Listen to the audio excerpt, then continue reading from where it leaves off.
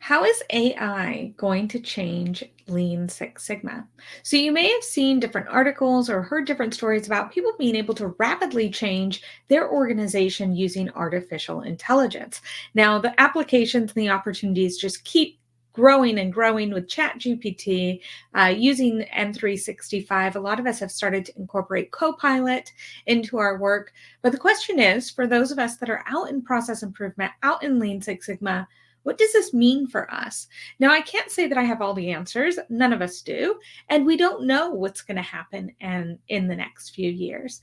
But what I do want to do is talk a little bit about what changes we can expect and what are some of the things that we can do to put ourselves in the right space so that we can support or pivot as we need to stay relevant in today's world. So it is likely that efficiencies are going to be found very quickly using AI, and some rapid change is going to be able to happen. Now, this is, I think, really exciting in terms of us looking at the top of our value stream, right? So as we look at really those high level processes, artificial intelligence is going to be able to really streamline some things that maybe were manual, maybe were really challenging for the organization. There may be some opportunities for decision automation, lots of different opportunities to rapidly change, but that does mean a restructuring of the organization, a change of the organization, a change of who will be doing what types of tasks. In addition to that, we will see those high levels of waste eliminated. So, what this means, or the reason that I call this out, is because many of us that are using lean are going out there and identifying waste with individuals each and every day. Now, there'll still be a use for lean tools, absolutely, but some of that waste may be eliminated before we even get there, which may push us actually into a place where Six Sigma becomes more relevant. I think another thing that we can really expect is that we're going to have drastically new ways of working. So things are going to change, things are going to change quickly, and we may have to adapt to that. Already through COVID, many of us went hybrid or went fully remote, and now work in a much different environment than we may have 5 years or 10 years ago. For me personally, when I'm leading process improvement, I have a thing I like going for a walk. And whenever I have downtime in my day, I'll get up, I'll walk around the business, I'll walk around the front line, and I'll get a different view of the organization. I'll check in with some of the people I'm working on projects with and just catch them maybe casually to catch up or get connected. Now, since we've moved hybrid or fully remote, now I don't see those people as often. I can't go and walk around every office my people are in to be able to connect with them. So I've had to find new ways of working and adapt my style to that. This is going to be the same for all of us in Lean Six Sigma, is we're going to go ahead and have to change and be adaptable, which is what our tool set is all about. However, it can be really hard for us to apply that to ourselves. So we can expect really things to change rapidly. But what we want to do is put ourselves in the best situation. So as those changes happen, we can be prepared and we can make those adjustments for ourselves, because I think many of us still want to be working, still need to be working and making a paycheck. So, how can you be as flexible and adaptable as possible? Now, one thing that I will say, I see in a lot of process improvement people, it's changing. The culture is changing, but many of us stick to those things that we learned. Many of us maybe learned things 10 years, 20 years, 30 years ago, and we say, this is what Six Sigma is, or this is what lean is, this is what SMED or OEE means.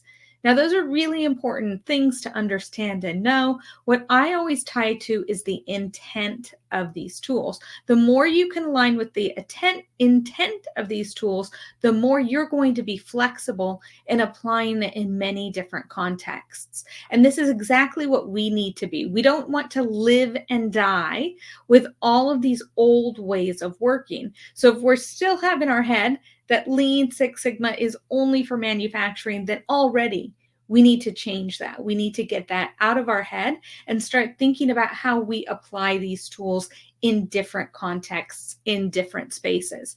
And that may go to even a new level with some of this rapid change. The other piece that I'll say that I try to adjust my thinking to is that innovation is rapid change, but Lean Six Sigma process improvement, we're much more focused on incremental change.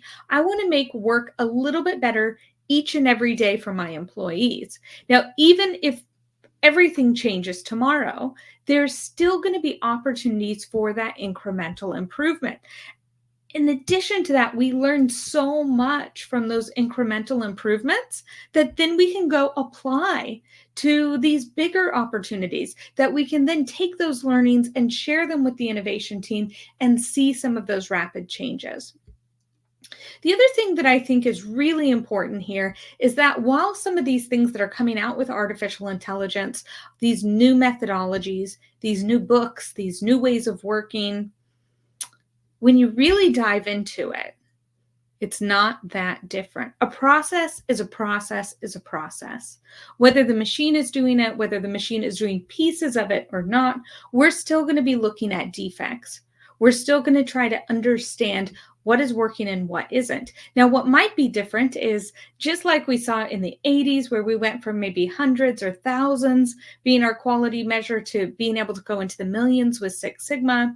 Maybe now quality will have to have a different measure. We'll have to take it to a different level, right? And so find that common language with the different methodologies that are coming into your business so that you can find what you connect to and where you can leverage the most benefit for your organization, where you can be leveraged the best to best improve your work, to best help those employees. Now, for me, continuous improvement, Lean Six Sigma, process improvement, it's all about the people. I always want to make things better for the people. I love giving people hope to see how their job changes. So as I think about AI, as I think about that rapid change and those changes that are happening in our workplace, that's something that I am particularly concerned about is what does that mean to our staff? How does that change the dynamics that we have within our workplace? I have always stuck to the place of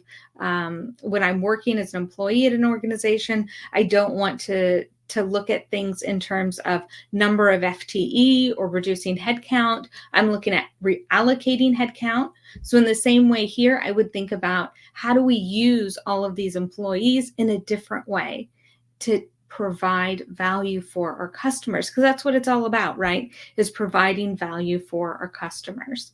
So there's a lot to think about here. I'd really love to hear more from process improvement people or people just getting into the industry, or maybe you're an agile and you're like, hey, this is dated. I don't believe in this anymore. I'd love to hear more about that in the comments. So please share that with me. And I hope you have a lovely day.